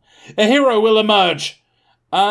Certainly will. This is a 2.5D adventure platform game. Came out in June 2020. It won many awards. The soundtrack, for example, is supposed to be really good, which I think we've all said before, in these kind of action-adventure platform games, you kind of need good atmosphere. And I think the atmosphere here is on point, I've put, which I don't know why I've put that, because I never say that. I tell you, I didn't know about this game, and I know this is this is the release across all platforms. Is it the it says the definitive edition? Is it remastered? Yeah, remastered. Okay, fine. So, and it looks wonderful, doesn't it? Yeah. Like, it really looks nice. This is a 2D platformer. Brilliant. I really like this style of game where it's kind of like I get the feeling that you've got this silent protagonist kind of thing that you're just running across the world and stuff. Really cool. Love it. Yeah, it looks really well done. It looks really wonderful. It looks like a great Switch game. Oh, yeah, absolutely. Ooh, yeah, absolutely agree with that. All right, cool. Let's move on to Lovecraft's Untold Stories 2, coming out on PC September 13th. Lovecraft's Untold Story 2 is the continuation of the first action RPG, with roguelike elements based on the Lovecraft mythos ever released. Brand new graphics, a new and complex crafting system to create your equipment, 6 playable characters, and lots of incredibly challenging content. The art style for this game is really nice. I really, really like it. I think they've done a great job on the visuals. The gameplay looks fun. I'm going to go ahead and say I think this game could be an absolute gem, actually. It does look really interesting. It's an isometric world, kind of cartoony look. The art style from the trailers and stuff is very Darkest Dungeon. But the actual gameplay is a bit more kind of cartoony, isometric, but almost like Project Zomboid, but looking a bit more... Zomboid, yeah, that's actually a really good shout. But a bit more, well, Lovecraftian. So yeah, looks cool. Looks really cool. Yeah, I think it'd be really good. It's got roguelike elements in it as well. Yeah, that's absolutely. good. Joy. SCP Secret Files, coming out on PC September 13th. SCP Secret Files is a collection of paranormal cases from the SCP Foundation, an organisation tasked with containing dangerous anomalies. You join as an assistant researcher for Dr. Raymond Ham and complete a strenuous induction program that will make you question everything you know. It's a first-person horror game. It looks like my kind of horror. It's got like weird shit. It's like psychological kind of thriller. I will never play it because I don't like horror games and I don't want to shit my pants. But Ben, what do you think about this? Looks like a really good streamer game. You might see some streamers actually playing this as horror games. They love horror games, and this looks right up their street. It's PC only, which is the issue here for me, but it looks good. You and PC only, Jesus. Looks like a good one. Sunday Gold coming out on PC September 13th. I tell you what, it's Sunday the 13th. Oh, come on, guys. No, Sunday's the 11th. It won't be. They really fucked up there, didn't they? Come on. Yeah, but who releases a game on Sunday? Fine. Sunday Gold is a point-and-click turn-based adventure game set in grim dystopian future. Should be a grim, that's fine. Play as a ragtag trio of criminals to hunt down and expose the dark secrets of an evil megacorporation and the malevolent... Go on, Ben. Malevolent? There we are. Malevolent. See, if you just say it really quickly, then you get away with it. Malevolent? Billionaire behind it, see? Works. The art style is interesting. It's turn-based combat inspired by comic books. You can upgrade moves and equip different items to make your fighting easier. Solve a combination of observation, deduction, and inventory puzzles to progress on your mission. It looks like quite a nice looking good game. It's got like a what would you say, Ben? Like a hand-drawn characters sort of. But it's got that kind of like the colours and art style really poppy. Yes. It's when I said about culling games stuff, we've actually had some good ones to talk about. It's Sunday Gold here. It genuinely looks like a really good point and click game. Yeah. The art style is fantastic. Check this one out if you like PC point and click games. It looks like it'd be really good. The prologue on Steam has really high ratings. So the demo prologue. It's another game that could be an absolute gem. There's a few on this list that could be an absolute gem. 100%. These could be indie gems. Yeah. There you go. Next one. Is this called 13, Ben? Yeah. Right. For our listeners, it's Roman numerals 13. Yeah. So XIII. Remake. Switch. September 13th. 13. The thrilling cel-shaded first-person shooter is back. Pre-order now to unlock the golden classic weapon skins pack. This is the remake of the 2003 cult first-person shooter, initially released on PC, PlayStation 2, Xbox, and Nintendo GameCube. For the few people that actually had that, Ben, I know you were one of them. Of the 15 million of us, yeah. Came out on PC and PlayStation 4 in November 2020. And the reason why I'm mentioning is this because it has a 29 and a 39 on Metacritic for those two consoles. It has, and I've never seen this in my life, overwhelmingly negative on Steam. This has been a tragic comeback for this game. 13 was really highly regarded back in the day, a bit of a cult classic, and the fact that it's come back, a lot of people were excited for that. It got a tragic re-release, and the fact that it's come to Switch, okay. I mean, sure. I highly recommend people go on the Steam page and click on overwhelmingly negative and look at the comments. Honestly, there's some gems in there. To me, Ben, actually, I've never played the original, and it actually looks quite nice. Definitely the art style and everything. Yeah. Didn't the developers apologise? I'm sure there were apologies after this came out. So maybe it's got an update. Maybe it's looking better. maybe look at the release, the recent Steam ones. Aren't you surprised that with the release of these in 2020 and it going so horrifically wrong that they've pushed on with the release on Switch? Well, they probably need to make the money's worth. Yeah, I guess so. Yeah. There you go. Right, that's it from the new release. It's pretty packed. Some really horrible ones, but a few gems in there. I am going to give my pick of the week. And as I said, I do this for the listeners, so I'm going to give it to Splatoon 3. A lot of people are looking forward to it. Oh, very nice. Yeah, it's going to be a nice release. I think everyone's going to be happy and just makes the gaming industry a little bit brighter, doesn't it? Yeah, add some good ones there, though. We had some other good ones. Little Orpheus, the Lovecraft one, that looks pretty cool. Sunday Gold. So, yeah. I love Roadblock. Yeah. Lots of little gems there. Yeah, you did. Actually, that was a long new releases, but there were some gems in there, so there might be something for everyone. Yeah. Who knows? Who knows? But what we've been playing, I'll kick us off this week with a game that I was playing last week, F1 Manager. Ooh. So last week I kind of gave you the basic overview, and I thought I'd give my update on my adventures with AlphaTauri after playing I've now played over 24 hours of the game. Nice. I didn't get to play it much in the last couple of days. I played it again today, which is good because I was really wanting to get back on with it. It's a fantastic game to be watching. I've got one monitor playing Game of Thrones at the moment, rewatching the whole thing again. One monitor playing this, so it's fucking brilliant for that. But I'm AlphaTauri. That's the team on there. For those who don't know, they're a mid-level kind of F1 team. I thought that would give me the best opportunity to see the whole of the game. It's like if you played Football Manager and you started like West Ham. You know, a good starting point.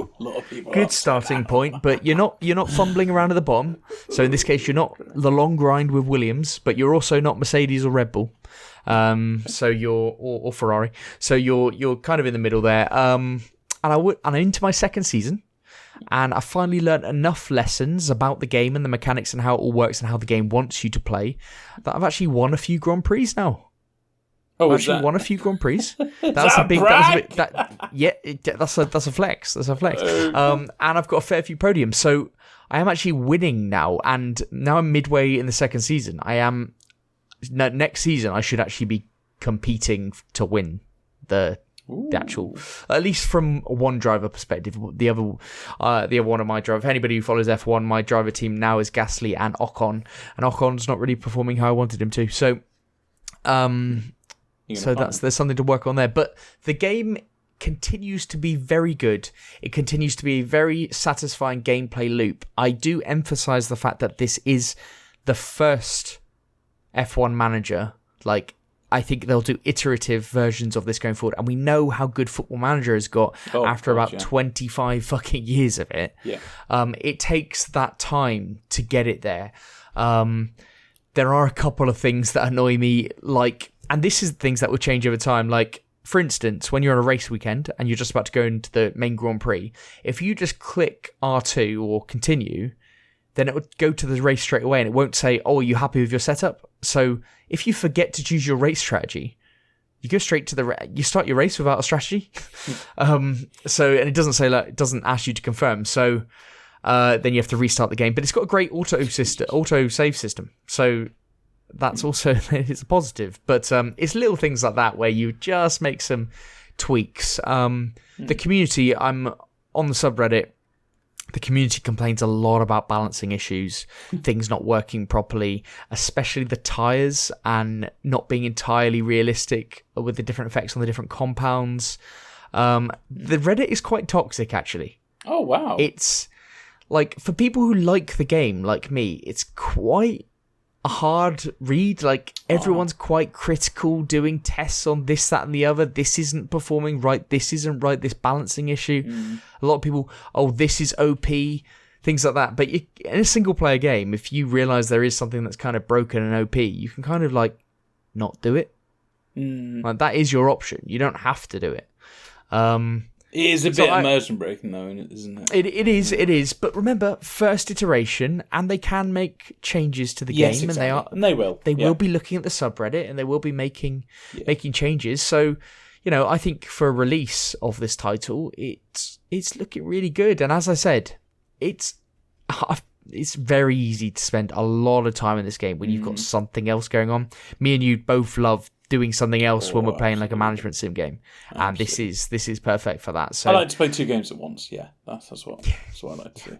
Yeah, you do like to play Football Manager and another game. Oh, yeah. But yeah, no. So I'm really enjoying it for that. And sometimes you just want a game which is, once you've got the mechanics down, it's fairly easy just to continue through, and it's very much like that Football Manager feel to it. So I still recommend it. It's not mind blowing, but it's very satisfying in it, and it's pretty good. So yeah, definitely recommend it. Especially, it's not I wouldn't say full price release. You can generally pick it up for around £40, and that'll probably come down in price. And when it does, for those who are interested, definite pickup, I'd say.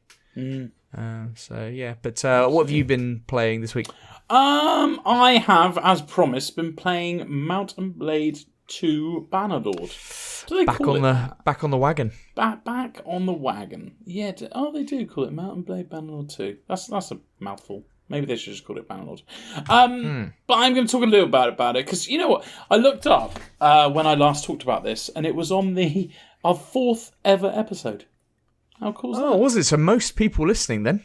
Have no idea. Almost all of the people listening will not remember that. So yeah, it's like a new game. Yeah, cool. Well, I'm not going to go into it like that. It came out in March 2020. It's by Tale Worlds Entertainment. It's the sequel to Mount and Blade. Well, actually, there was a few. There was like Mount and Blade, but they're all the same game, basically. For those of you who don't know, it's like a medieval RPG. I think it's the main way to put it. And Mount and Blade was one of your favourite games of all time. Oh, that's absolutely. Right, yeah? Yes, I would say, yeah, top 3. Definitely top 3. Absolutely. Yeah. I played so much of it. Absolutely loved it. I couldn't believe that there was a game with those kind of mechanics. And as you know, the graphics are incredible, Ben. So. Oh, God, I tried to play it on Xbox years after Eddie mentioned it, and the tutorial wore me down too much. Turned it off. Tough game to look at. But it's not easy on the eyes. Not gonna lie. I remember when I once tried defending the graphics, and I think it actually came out the same year as Skyrim, so I couldn't really. Yeah. I was like, oh, okay, fair enough. It's a tough knock to defend that game. It was made by 2 people, a married couple, and the mechanics, everything about it was an incredible game. This one's just the run on from it. It's kind of basically all kind of focused on the battles that you get, but all the battles are leading up to it. So you recruit your soldiers, you level them up, you equip them, and blah blah blah. It's got base building there, hasn't it? Well, you can build things in your settlements as well. So yeah, there's a bit of that. There's a very good economy system. So it's all realistic trades and supply and demand across the world and all that sort of stuff. So you can actually, there's loads of different aspects about this game. For example, in Bannerlord, when I started playing it a week and a half ago, for the first 2 days, I was just going around trading. I was literally a trader. Little caravan. Got around, had little bodyguards with me, and I just, sold high and bought low. But, yeah, really entertaining if someone was watching me play. It's a streamer game. I mean, people would probably switch off. So I started playing this game again because the huge news in the community, it's got a full release. I can't fucking remember when the full... Oh, yeah, full release, October 25th. So next month, it's got the full release. Really? Yeah. I thought it was already kind of full released, but there you go. Well, it came out in early access in March 2020. So yeah, you were furious about some of the perks not working. That's exactly it, Ben. I was really, really disappointed. I was always going to be disappointed with the game because it's a sequel to one of my favourite games ever. So I was always going to pick loads of holes in it. And the original came out in 2008, so they had so much time to deal with things. So I was always going to be disappointed. But yeah, they released it in a state that was basically unplayable because certain aspects just didn't work. There were bugs, there were crashes. It was early access, though. It was early access, exactly. So it was early access. Hey, I still, when I was looking up notes for this pod, I actually saw that. I actually put it in for the Game of the Year 2 years ago. Even though you know how much I was unhappy with the game, and it even got to quarterfinals, which I think if I defended it like it should have been defended, I maybe even got that. Oh, so it got out of the group stages. Got out of the group stages. Yeah, it lost Ben to Hades in the quarterfinals. Oh, well, that's a no-brainer. There you go. So if you lose to the winner, then... so it went out to Hades in our game of the year. That is good. That is the game of the year at its best. Exactly. But yeah, this is the first time I've played it since they've sorted out all the mess. And I actually looked, and I've actually already played 200 hours of it. So I couldn't have been that unhappy with it. No, you're one of those guys. This is terrible. This is terrible. Why are you playing I remember that game. What was that shooter that you said, no, I don't like this game, actually. You played it for 70 hours. 70 hours? That's the same game that you could equip people with like weapons with a silencer. Yeah, that's it. You said the best thing about the game was that you could put attachments on your gun. You could equip every member of your army with whatever you wanted. That was so 70 hours. This is what we had to. This is the nonsense that Eddie used to come out with on the first episodes that we did of this podcast. I tell you what, Ben. There it is.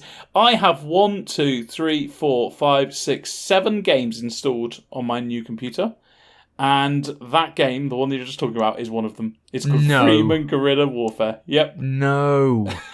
Yes. Oh, fucking brilliant. There you go. That's how much of a good game that is. Oh, yeah. You do like to get your money's worth. I'll give you that. To play, the fact that you got to 65 hours and you were still umming and like, do I like this game? Oh, dear. You know what really upset me, Ben? Here we are, June of this year, the developers got bought and they're completely reworking the whole game. So... everything's on hiatus at the moment, but... okay, shit. Probably because it was that bad of a game. But anyway, Game Back to Lord, they fixed... they fixed everything, if I'm being honest. So it makes the game actually playable. I stopped playing it before because I remember that when you came across one of the bugs or one of the loops that you could just get into, it kind of... the immersion juice just went. So... yeah, it's great that they've proper sorted out. You know what people aren't happy with? So the full release is next month, and this is probably the only time that this has happened. The community's actually really upset. And I have looked into it a bit, and it's because Bannerlord apparently... I mean, I haven't... obviously, I picked it up ages ago, and now I've picked it up again. But Bannerlord have been brilliant at listening to the community and implementing things, fixing things and all this. And they're really upset because the full release comes next month. And they liked what was happening over these past 2 years. That they were saying something, it was getting fixed. Oh, they don't want it to be released. Exactly. They do not want the full release because they fear that that'll be... right, downing tools. This is your game now. So it's almost like now it's a live service game. But they're worried that when it gets the full release, it won't be. However, I'm excited because you can't, Steam Workshop, you can't access Steam Workshop at the moment.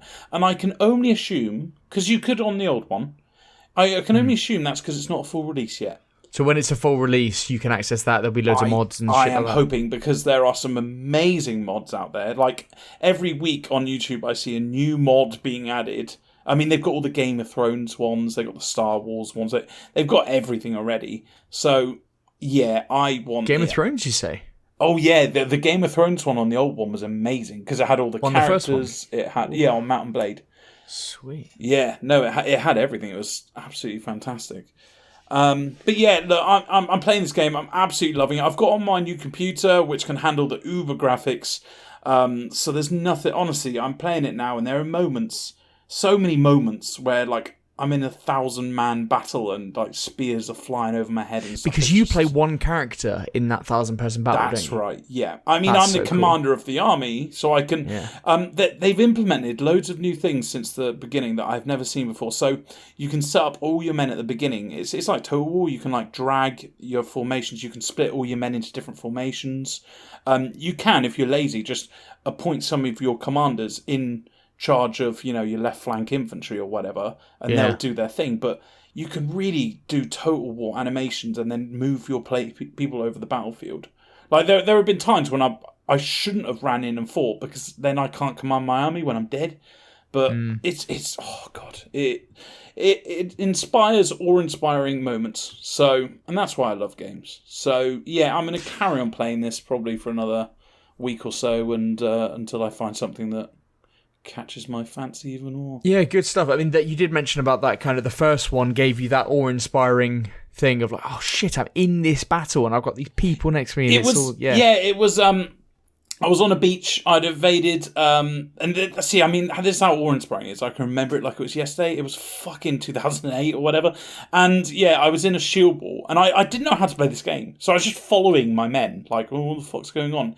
And I was looking at the guy next to me. I was like, oh, this looks really cool. I look at all his armor and stuff. And an axe, a throwing axe, came and hit him in the face, and he just plummeted to the floor.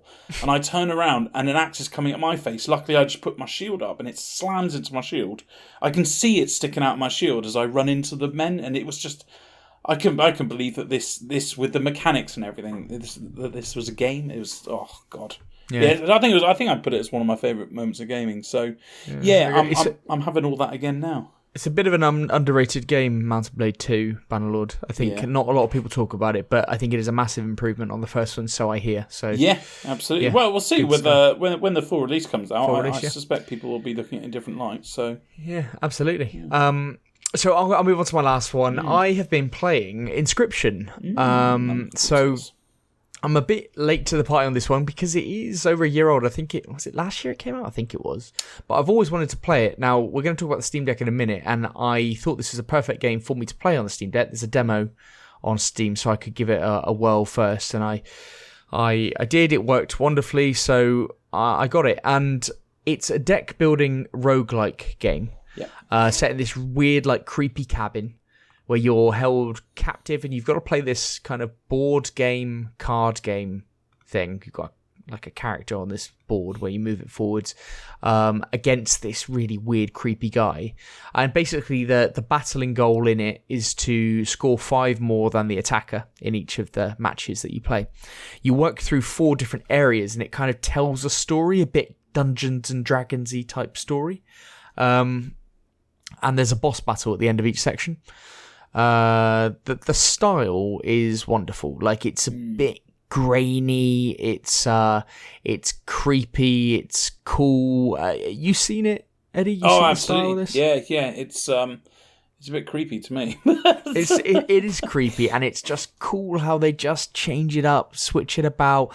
There is a story to it. Like, you're supposed to fail a number of times, and I do like it on roguelikes where they do that, where it's like failing makes certain things in the overworld appear. And in this cabin, there's multiple puzzles you've got to figure out, which then help you on your kind of journey, unlock a few extra cards that you kind of need. And I'd really like to see this on Switch one day, because obviously I've been playing it on Steam Deck, and I know you kind of do use the mouse on it, but it could work without that. They could make the controller work, I'm sure. The basic mechanics are that you have 2 lives, and then for each boss fight, you have 1 life taken away, so you're just on 1 life.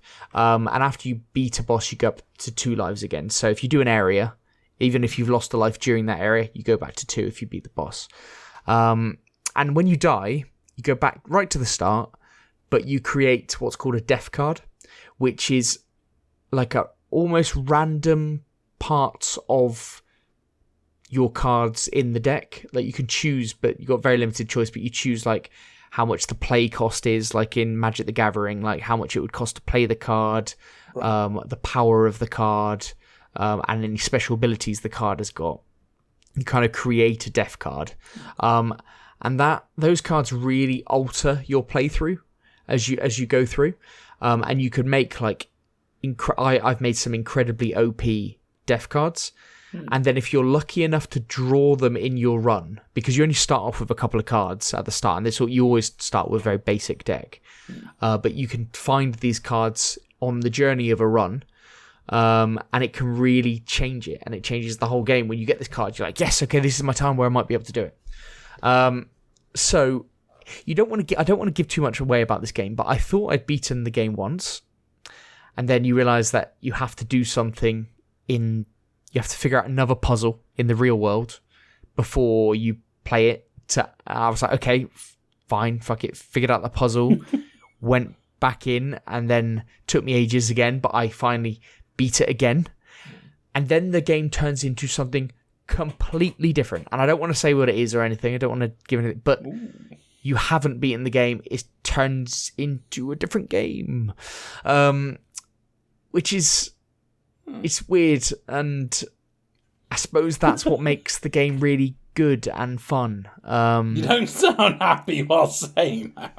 Because that change is annoying. And it made me drop off it for a moment. And I was really, really enjoying it. When you actually beat the game properly, I think you get the DLC, the free DLC, which turns it into like an infinite roguelike. Oh. So it's like just infinite, and that would be pretty cool. You can make all these different cards and all that kind of stuff. But the massive change that they did was really fucking, that I don't want to talk about, was really off-putting, and it kind of unhinged the action for me a bit.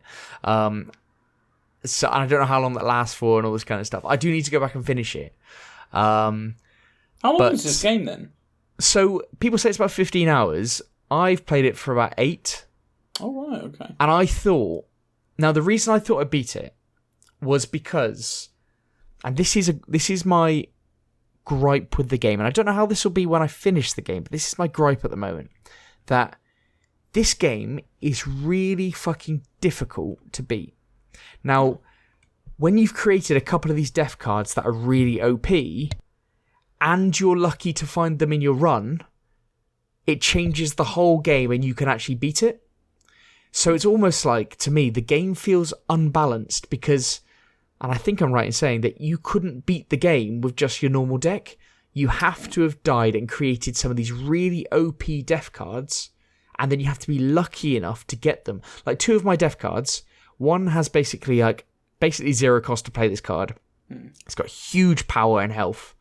And it's got this good special ability or something. I've got another death card, which every time you draw a particular card, you can then search your deck, which means that I can find my really OP attacking card. Yeah. So it seems to me that it's like even the best players couldn't win a run every time, and that's what, like, compared to something like Hades roguelike, the best players in that could basically just do it from a standing start. They wouldn't need all the OP stuff. They could just smash it. But on this game, it seems like you have to have gone through that, and you have to also get the luck and be your run to actually do it. And I don't know if I'm right in saying it. Just that's how it feels like to me. So it feels like the balancing's a little off on that one. And you're relying on the luck of getting your big cards. So really stylized, really atmospheric, very cool. Did enjoy playing it, especially on the Steam Deck. But it's got a little flip in it, and I haven't gone back since it did. So I need to. But yeah, weird one. I'm glad I got it. But yeah, how much is it? Or was it on? It's on Game Pass. I got it on CD keys, I think, for £10 or £11. Oh, nice. Maybe even less than that. I think it might have been £11. But I played the demo and I was like, yeah, I could definitely get into this. I think there's like 4. I think I'm right in saying there's 4 areas. And so there's 4 like areas, 4 boss battles, and it's just cool. It is good. But I also think that when you've beaten it properly, because of that infinite like roguelike element at the end, I think it could be really cool. And people spend, the subreddit on this is banging. Like, people are always into this game for a long time. So I just wish I had that element open up to me already, but I don't think I do. So I've just seen the publishers Devolver Digital, isn't it? Yeah. Again, they don't miss. They don't miss those kids. Absolutely. Jeez. So good fucking game. That's 2 Devolver Digital games in 2 weeks you played, haven't you? Yeah, I do. I always go back to them because you don't miss. So yeah, you can't go wrong with a Devolver Digital. Character Yomi wasn't that Devolver Digital? No. Yeah, it was. Publisher Devolver Digital. Was it? Yeah.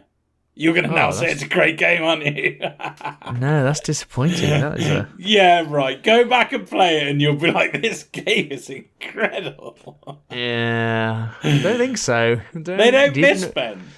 They do not miss. Stab and a miss from them there. Stab and a miss. Right. Let's. That's what we've been playing this week. Let's move on to the feature because we're just going to talk about the Steam Deck. We're going to have a chat about that. Yeah. I've got one. Eddie's going to ask a few questions about it, and we're just going to have a chat. Yeah, Danny. Yeah, I'm excited to talk about it. I want to know about it. And it's one of those things that even I might get if it's one of those because you have a big deep Steam library. Oh god, yeah. Steam is my life. As soon as I launch either one of my computers, the first thing that pops up, Steam, straight away. Even before Game Pass. So there you go. That says a lot. Yeah, and I'm more of a. I do have games on Steam, but now I just like the freedom of being able to purchase games that I would get potentially on the Steam Deck. Yeah, exactly. Like giving me another option for handheld gaming because it is my preferred mode of playing, and So, all right. Well, I've got 5 questions for you, Ben. Lovely. Which Pete will be screaming because I think we're already past the an hour and 40 mark. All right, we're all right. 5 questions. First one. It's really simple, but it is quite important to me. What's it like? How does it feel in the hands? And the reason why I say this, Ben, is because there are a few things. I remember once when I played my mate's Game Boy, and I remember it's really heavy, and I remember even playing it for like a couple hours when I used to borrow it. I used to hate it. And also a thing that I think can be overlooked is, and Pete will be asking this question, is the overheating and stuff. So yeah, how does it feel in your hands? Yeah. What's it like? Okay. It doesn't feel too big. I will say that the controller feels like a controller. So what I mean by that is when you play the Switch, I use a grip or I use the Hori pads so that I have a proper controller grip and you've got full stick movement because I don't really like playing with just a clean Joy-Con. I usually put it in a grip or something because its Switch is really small, but the Steam Deck isn't like that. It's really nice in the hands. It really is ergonomic, really works. Yep. It's really easy to use the trackpads as well. They're right on the thumbs. And the sticks are actually at the same level, like almost like the PlayStation, but just up high, rather than the Xbox where they've got the offset of the left and right stick. So, but it doesn't feel odd. It also feels very high quality. I was really impressed with the build of it. I thought it felt really sturdy. The screen is lovely and large. I have compared it. So if anyone's got a Switch and the Hori pads and you've clicked that on it, it's only slightly bigger than that. It's not. People will say, "Oh, it's massive." I don't think it is. Like, I think it's a really good size. But what I would say is, it's not something I'd be playing out and about. Oh. I genuinely think it's that size where it's too big for that.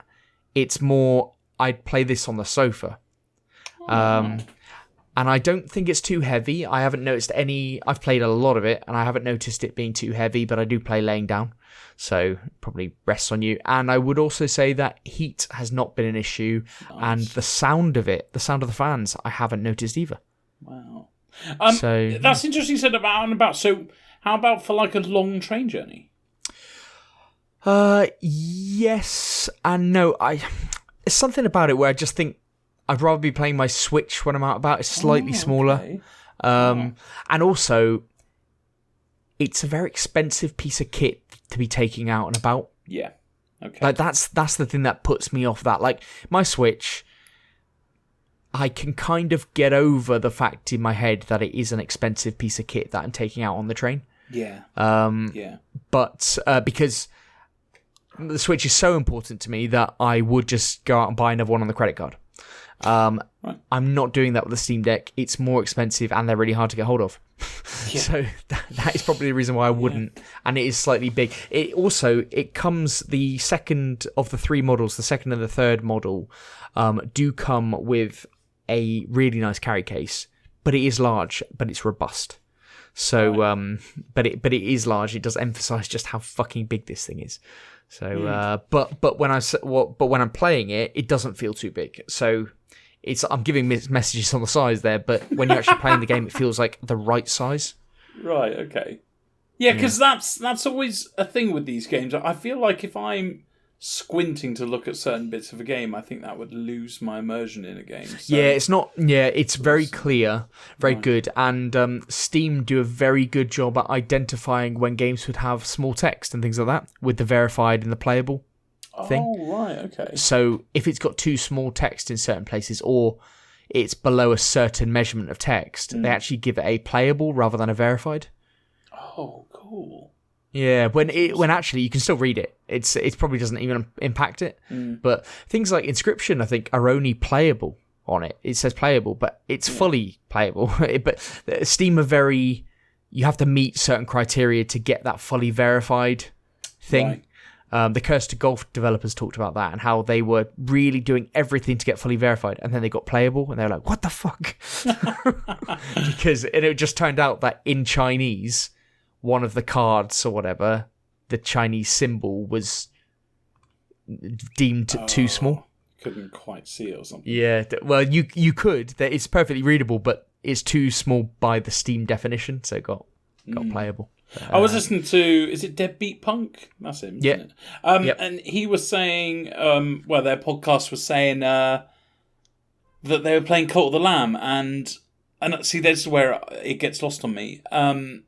I think that says does it say, it says something like it's not for Steam Deck, but they played it on the Steam Deck, and it was absolutely it's fine. I played it on Steam Deck. I played Cult of the Lamb on the Steam Deck as well. Okay. I don't know if, I haven't heard Punk talk about Cult of the Lamb, but I certainly did play it on Steam Deck. I know Lyle played it on Steam Deck, I think, as well. When he was on the other week, I think, from God is a Geek, I think they also played it on Steam Deck. So, but Punk does have a Steam Deck. I do know that. Yeah. So, yeah, he may have said that. But that is, these games that are playable or unsupported. This is the thing. Like when you get a new release of a game, sometimes it won't come out and have that sticker straight away. So you're like, oh, will it play? Will it not play? Yeah. But Steam are doing a very good job going through the catalogue and getting these things through and seeing what's verified or not. I mean, we're going into my third question here, but so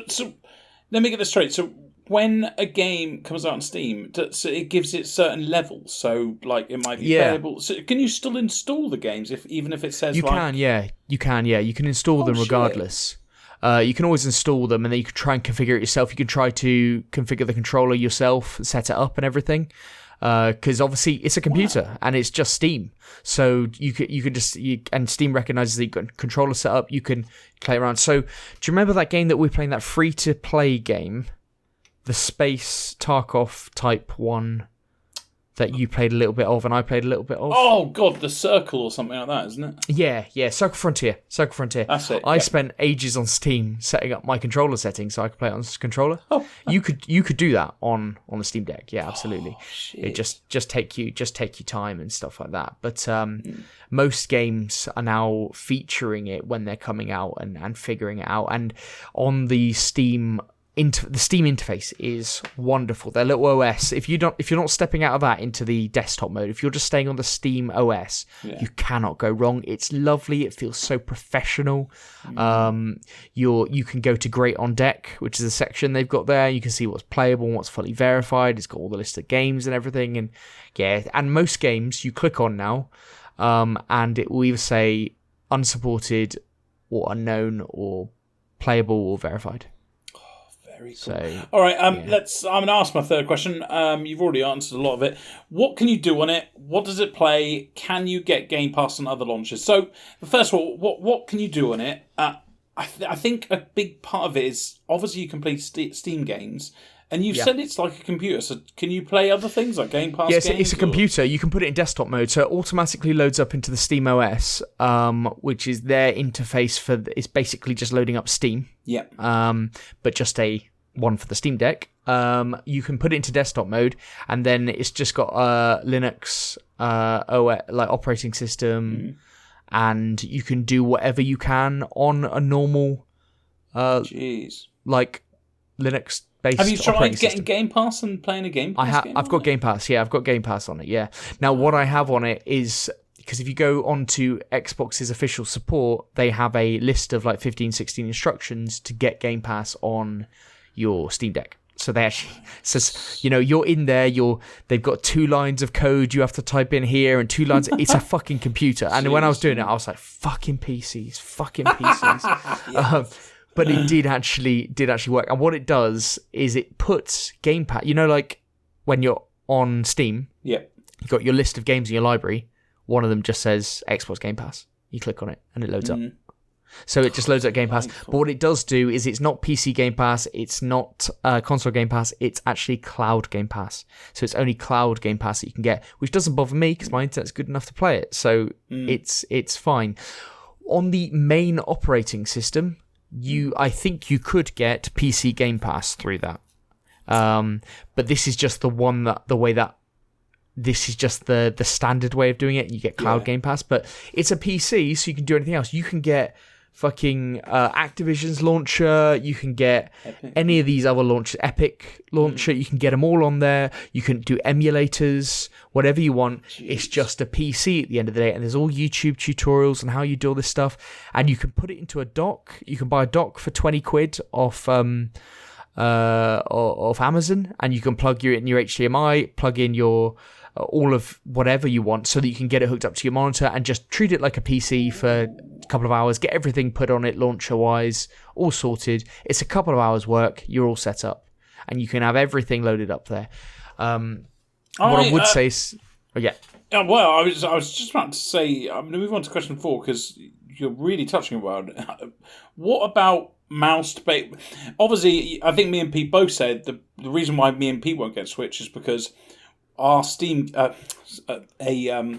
Steam Deck is because our Steam library is nearly all kind of strategy games where we feel it's kind of a mouse and keyboard kind of. So what about mouse-based games? You said obviously can you install a mouse into your dock, I assume? Yes, absolutely. You can have a Bluetooth or you can have on your dock, plug it in. So you can always have a mouse and keyboard plugged in. In terms of the actual Steam Deck, if you press Steam and then X, a keyboard comes up so you can type. But again, it's on-screen typing, so it's not going to be the best. Okay. In terms of use of the mouse, there's 2 trackpads, one on the left and one on the right. You can program them to be whatever you want. So they can operate different parts of the screen. They can be the mouse moving. It can be right click, left click. You can even program one of your trackpads to be a certain area of the screen. So let's say you're playing Total War. I don't know how that performs on Steam, but on the Steam Deck. But let's say it played it. The bottom of the screen where you do most of your stuff on your cities and stuff, you could have your left trackpad just on that, so it never moves outside of that box, so you could just click in there. You could do it for strategy games. It's not going to be the best experience. When you need a mouse game like Inscription, Inscription's good because it's just you can do it as slow as you want. So I'm moving the thing over, I'm clicking it, I'm moving it up there. It's not the easiest thing in the world, and I wouldn't recommend it for your strategy games, and that's the main thing that you guys will be playing, so it wouldn't really work for that. It works great for controller-based games, and it works great for controller-based games where there might be a bit of mouse work involved. And I think I did load up Football Manager on it just to see, I was actually thinking exactly that, because you could surely put your left track on all the bars on the left-hand side, couldn't you? And then you could do.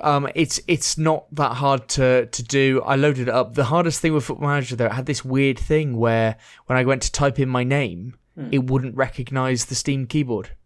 Oh, okay. So it was a real, but then for that odd occasion, you'd have a Bluetooth keyboard, so that you go, why isn't that working? Okay, then you just use that.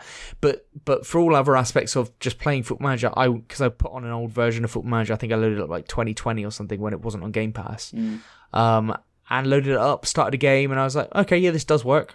Clicking the trackpad, moving the players, it's not your PC experience, which is easy as you like, but. Yeah. But you know what? Like, I've played Football Manager for years in the past just using the trackpad on my laptop. So it's pretty similar.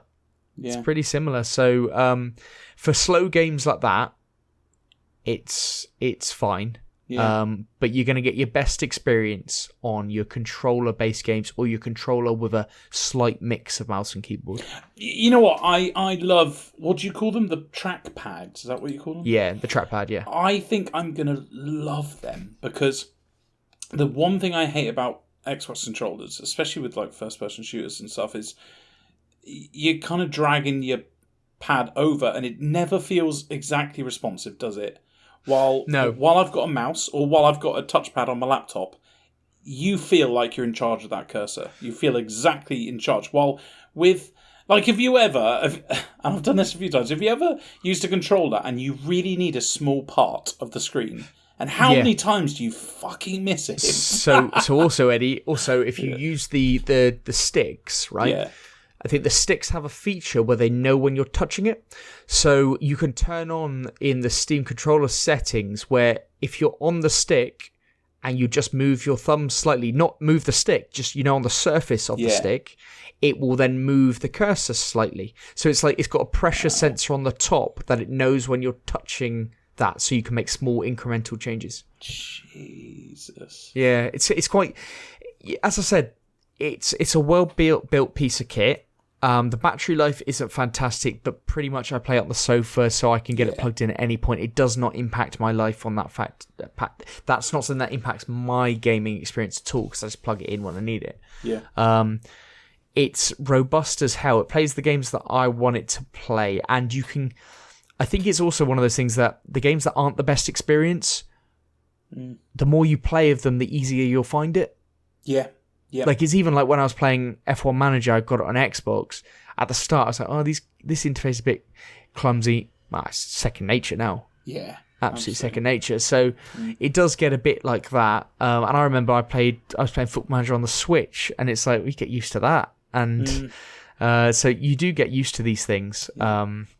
So that shouldn't be an off-putting thing. But I think the biggest thing for me is the ability to play some games like, Death Stranding's just come to Game Pass PC. Unfortunately, it's not come to cloud gaming. But if it was on cloud gaming, I would love playing Death Stranding on the... I'm playing Mass Effect 2 at the moment. I'm playing Mass Effect 2 on my Steam Deck, handheld, on my sofa when I'm watching a film or something. Brilliant. Like, how cool is that? To have Mass Effect in the hands to play that. Now, I previously had a 1X player, like the handheld PC, the 1X player. This, I cannot emphasize enough how much of a cleaner experience this is. Yeah. I guess because this is built, by Valve for Steam, so they're going to make it absolutely optimal for that. 100%. Yeah. That's what it is, and that's the difference maker, because I found it so difficult to make games run on the 1X player. Yeah. Like, because I'm not predominantly a PC gamer. I don't like solving PC problems, but I did. I was getting, because Unreal Engine 4 was having a clusterfuck with it. I was downloading things and I solved that, so Unreal Engine 4 games weren't crashing. And I don't want to have to do all that. I don't want to have to do any of that shit. So I thought the 1X player was going to be fantastic, but this is where it's at. This is the future of handheld AAA gaming. All right. So just because Pete's yelling at me from a different city away, I'm going to move you on to the second to last question, which feeds on nicely. How would you compare it to the Switch? Because that's the big question. So I'm disappointed that Splatoon 3 isn't on the Steam Deck. That speaks volumes. I wish I could play it on the Steam Deck. That's what I wish. But you know what? They are different pieces of kit. The Switch is cleaner in a sense that it is simple and slick. This feels like, at the end, this does feel like a computer still, and it does do computer things. And it does go wrong in computer ways sometimes. And when I was loading Game Pass up, I was like, why haven't Microsoft or Valve just released something I can download and just click and this makes it happen? Why am I having to go through these 16 steps? This is fucking outrageous. Mistyping the code and shit like that. And why am I having to do this? So, but once you get over that, it's all right. And what I do like about it, what I really like about it, is that, yes, it's PC gaming, but because the Steam Decks are standardized, it's not going to go wrong. What I don't like is buying a game on PC and then going, oh, it doesn't work. Why is it crashing? Why is this happening? Why is this happening? That won't happen on the Steam Deck if you're going through the Steam OS and playing the games that Steam have said work. Then it's like a console in a way, and That's what I needed to overcome with the PC gaming side. So, this feels better, but the Switch has its own market, so it's not a competitor in that respect. It's a complement.